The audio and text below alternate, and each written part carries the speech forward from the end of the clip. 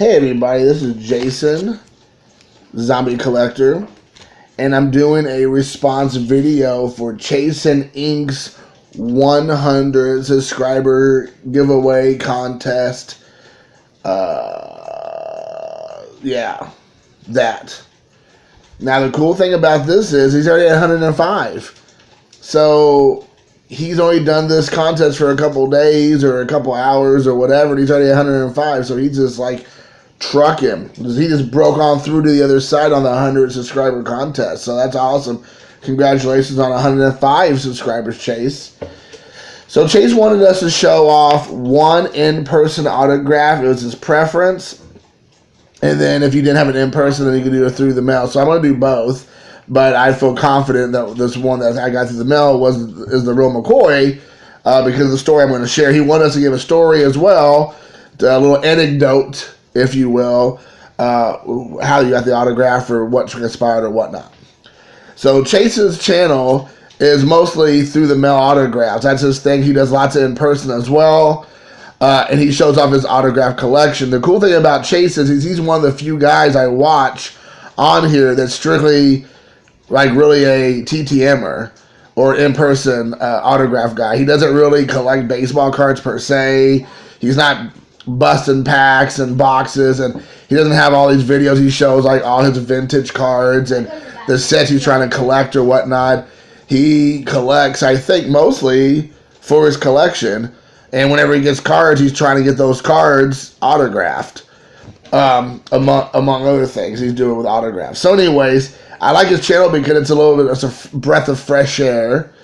It's not the same old, same old. Even when you come to my channel, a lot of times it's the same old, so it's no knocking anybody else.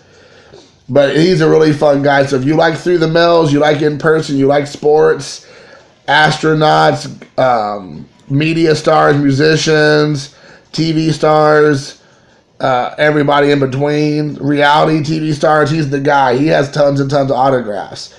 I thought I have a pretty big collection, and I actually do, if I do say so myself. But Chase's rivals mine, which is cool. It's cool. So anyways, with all that being said, let's get to it. The first one is one you haven't heard. I've shown the other one before, but this one right here I've never shown before. This is my first one. Now, this actor, his name is Paul Mantee, Mantee.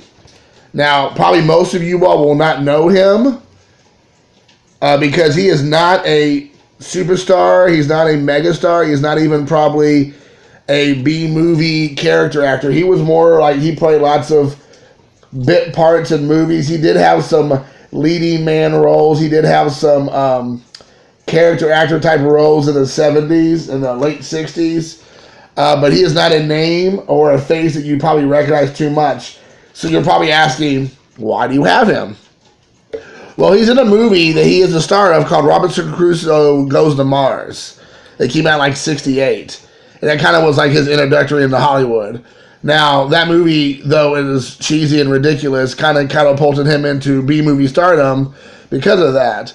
Now, the reason why I like him so much is because he was he was in the stable, so to speak, for a Louisville film director named William Girdler. Now, I'm a huge William Girdler fan, and most people don't know that on here because I don't talk about it much. But in my previous life, I was a big movie and especially director fanatic. And I collect a ton of directors' autographs, people behind the scenes, and then like the actors that were in the movies that got used a lot were in multiple movies. And so Paul Mantee was in this movie called Day of the Animals by William Girdler. And I love that movie. It's an animal attack film from like 74 or 5, I believe. And he's in that movie. Well, he ends up doing also the last movie that Girdler did before he died unexpectedly in a plane crash in the Philippines, scouting locations. He did a movie called The Manitou with Tony Curtis.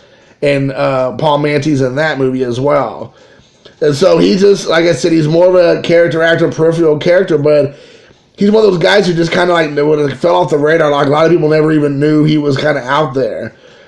Well, the reason why I say I'm almost 100% proof positive this is his autograph is because I've never really been the guy who like tracks down people through the white pages or goes online and tries to like online stalk them. But I did that with him because I was getting so many other autographs through the mail from all the other actors and actresses that were in the films. But he was like nowhere to be found. There's no autograph address for him. There's nobody knew anything about him. I knew he was still alive at the time. He has now since passed. But he was in his 80s when I found him.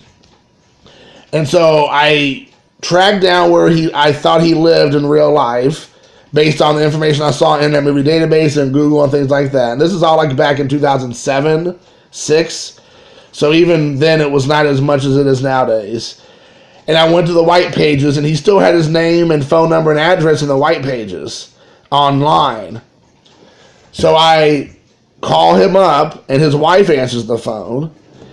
And so I tell her, like, who I am and what I'm about. And I said, I'm a big fan, and I would love to talk to Paul Manti if possible. Well, she was a little bit hesitant at first. You could hear Paul in the background saying, who is it? Who is it? Is that some telemarketer? And his wife's like, no, it's a fan. And he's like, what? And you can tell they both were kind of like baffled, and they both were very skeptical, which I understand 100%. So at first they didn't really want to like give me the time of day, but then after I got him on the phone finally, because his wife was the gatekeeper, he got on the phone and we talked, and I think he realized he like let his guard down a little bit because I was talking about William Gurley, I was talking about the film locations and the actors and actresses in the movie, his parts in particular, and he was like, well, okay, this guy's a real fan. I got a fan. A fan's calling me up on the phone and chit chat. I'm okay with this now. So what actually happened was I told him, hey, I want to make sure I can send this to you. I don't want to send it to you because I want to send him some 8x10s and some other like stuff from the movie, some VHS covers to get autographed, but I don't want to spend the money if he's not going to sign it. 1 or 2, that wasn't even him, or 3, if he wasn't feeling well, like he wasn't well, and it was like just going to get lost in the mail or disappear. So he was like, oh yeah, sure, send it all to her. I mean, let me know. He was like, Jason, whatever you want, buddy. He was just like my best friend. He's like, Jason, whatever you want. And I was like, okay, Mr. Manti. So before I got off the phone, he was like, by the way, are you still in contact with William Gurler's widow? And I said, because I told him I was tracking him down. I was tracking down his family too, because they had found me because I had like a William Gurler Facebook page, and I was like doing lots of like information. I was updating the websites for William Gurler information, like covers from movies and books and posters and lobby cards and all that jazz. And I was like, yeah, I actually have his wife's, or his widower address and phone number. And he was like, would you mind reaching out to them for me? I would like to contact her, but I didn't want to do it. Can you be kind of like the liaison?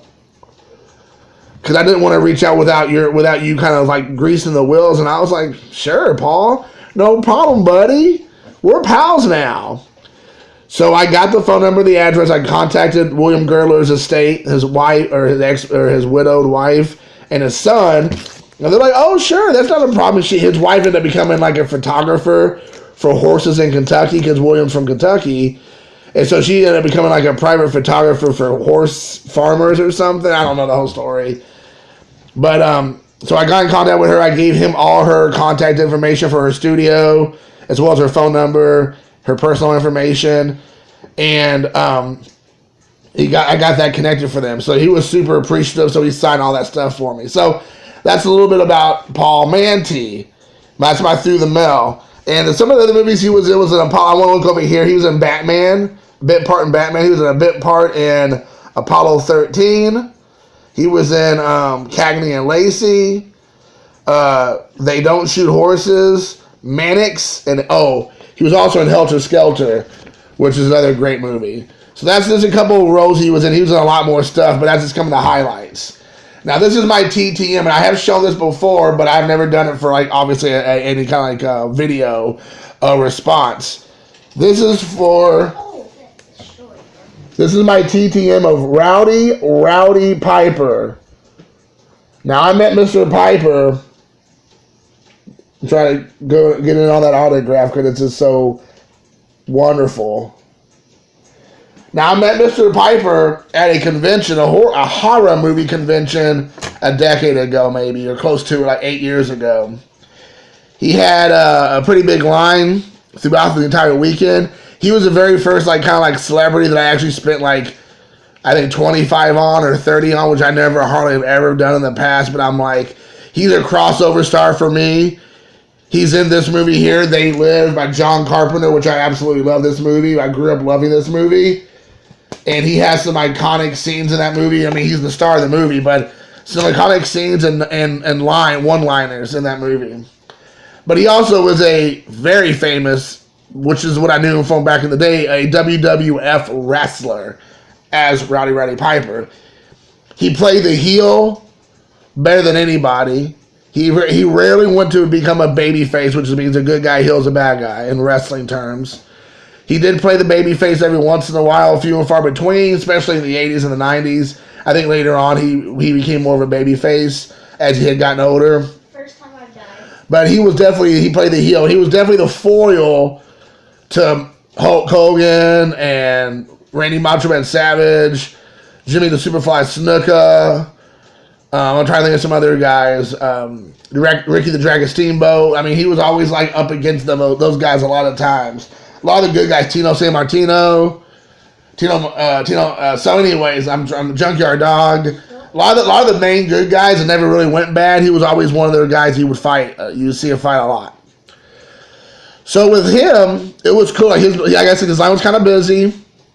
But there was actually a lull in the line this week when I was there on this weekend. There was only a few people there, and he was just kind of just sitting around. And I was like, I gotta go. I gotta run up here, and hopefully it's a good experience. Because if anybody knows anything about in-person autographs, especially with celebrities, it could be really traumatizing because they end up being just scumbags, jerks, indifferent, unappreciative, whatever. And I've had plenty of those experiences before too. That's for another video. But Mr. Piper was amazing. He got out from behind the table. He came out, stood next to me, shook my hand, put his arm around me, asked me how I was doing, asked me what I'm all about, asked me my story. That 3 to 5 minutes, I mean, he gave me a lot of time too. I mean, he could have just been 30 seconds, here's your autograph, buddy, have a good day, nice to meet you. And I probably would have been fine with that, honestly. But he spent a good 3 to 5 minutes chatting me up. I was a little bit starstruck, which I don't really get starstruck with many people. And I just was kind of fumbling over some words at the beginning, but he made me feel at ease. He was like, hey, it's okay. Yeah, we're buddies. You're a friend. We're just talking. So I got myself together a little bit, and we just chatted. And he just told me some stories about him and Andre, because I'm a huge Andre the Giant fan. He told me about a little bit working with John Carpenter and David Keith, or Keith David. David Keith, I think. I always get them confused on the set of They Live. And, it was awesome. He was so genuine. And even if he was faking it, you never felt like he was faking it. He seemed like he was 100%, that was who he is. Very appreciative of his fans, had time for everybody, had a nice little anecdote or a story to share with you. And he was look you in the eye and be like, oh, Jason, nice to meet you. I'm Rowdy Roddy Piper. What brings you here today? Who else are you going to see today? What movies do you like? It was always more about you than about him. And I just thought it was great. He was very engaging. So that's one of my most precious in-person moments I had, Chase.